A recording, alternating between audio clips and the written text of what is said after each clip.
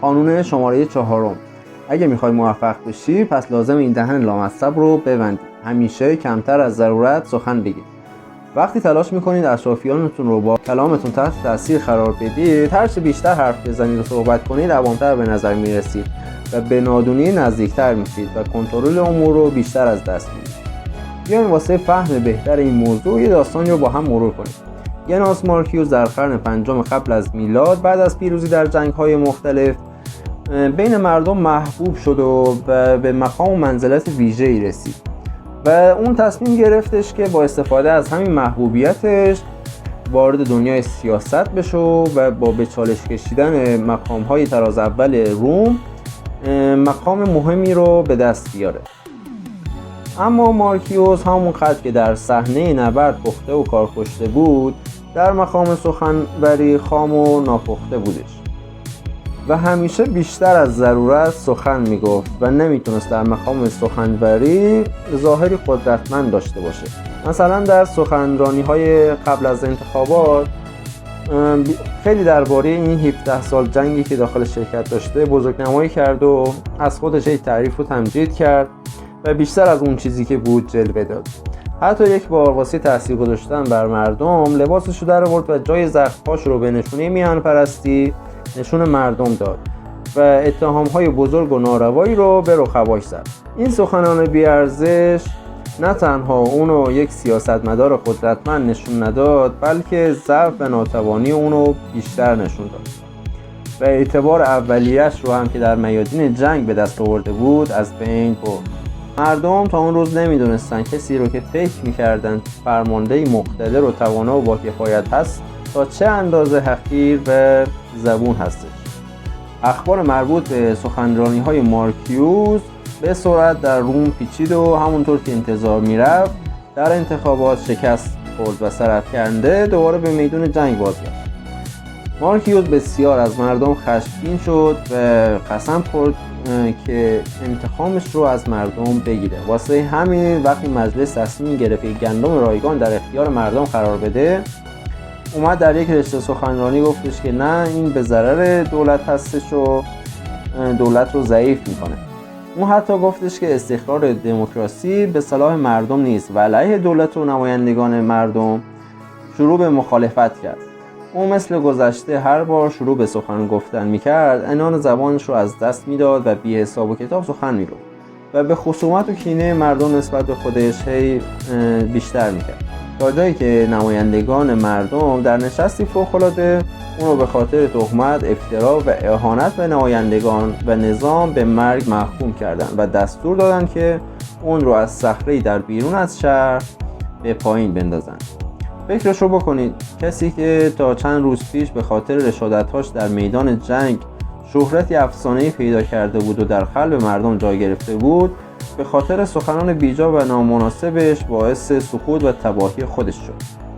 زبان آدمی اسب سرکشیه که اگر افسار نداشته باشه و تحت کنترلتون در نیاد، حصارها رو میشکنه و تباهی و فساد فراوان به بار میاره. کسی که زبان و کلامش تحت کنترل نباشه از موضع عقل و اعتدال خارج میشه و در نهایت با ایجاد خصومت و کینه‌توزی اهداف و آرزوهای سازندش رو به خاکستر تبدیل میکنه. خب شاید این سخن رو شنیده باشید که میگن تا مرد سخن نگفته باشد عیب و هنرش نهفته باشد. لئوناردو داوینچی درباره سخن گفتن تشبیه خیلی جالبی رو به کار میبره و میگه که صدف‌ها وقتی که ماه کامل میشه دهانشون کاملا باز میشه. خرچنگ‌ها وقتی صدف‌ها رو توی این حالت میبینن با انداختن یک سنگریزه به داخل دهان صدف‌ها مانع از بسته شدن صدف‌ها میشن و با خیال راحت شروع میکنن به خوردن اون صدف. حکایت این صدف‌ها هم حکایت مردمانیه که دهنشون رو بیشتر از اندازه باز میکنن و با نشون دادن حساسیت‌ها، نقاط ضعف و گرایش‌هاشون از بین میرن. اندی وارهول که بر هنر و موسیقی مدرن قرن 19 تأثیر فوق‌العاده‌ای گذاشت، زمانی خطاب به دوستش میگه که من به این نتیجه رسیدم که بیشترین قدرت رو زمانی در اختیار دارم که سکوت اختیار کردم. وقتی کم و به اندازه صحبت میکنید خطر گفتن چیزی ابلهانه و خطرناک رو کاهش میدید. حرف زده شده مثل آب روانیه که جاری شده و دیگه بر نمیگرده. خب بیاین یه داستانی رو واسهتون تعریف کنم که چجوری گفتن یه جمله سر یه نفر رو برباد داد و باعث کشته شدن اون شد. در سال 1825 سزار جدید روسیه نیکولای اول بر تخت سلطنت نشست. لیبرال ها به رهبری ریلیو دست به شورش زدن، اما شکست خوردن و رهبرشون دستگیر شد و به اعدام محکوم شد. روز اعدام لیو رفت پای چوبه دار، تناب دور گردنش قرار گرفت و دریچه زیر پاش باز شد. اما پس از چند لحظه آویزان شدن، تناب پاره شد و لیو به زمین خورد. اون زمان این اتفاق رو به اراده الهی نسبت میدادن و اون فرد رو عفوش میکردن. لیو بعد از اینکه بلند شد رو به جمعیت کرد و گفت دولت روسیه اون خط بی عرضه و بی کفایته که حتی نمیتونه یک تناب محکم تهیه کنه. بعد از این اتفاق قاصدی نزد شاه میره و این خبر رو به اون میرسونه. سزار که بسیار خشمگین شده بوده از این ماجرا، وقتی میخواست پای برگه عفو رو امضا کنه از قاصد پرسید که آیا اون موقع بعد از این معجزه حرفی سخنی چیزی نزد و قاصد هم میگه که چرا اون وقتی به زمین خورد و بلند شد گفتش که دولت روسیه اینقدر بی‌عرضه است که نمیتونه یه تناب محکم تهیه کنه.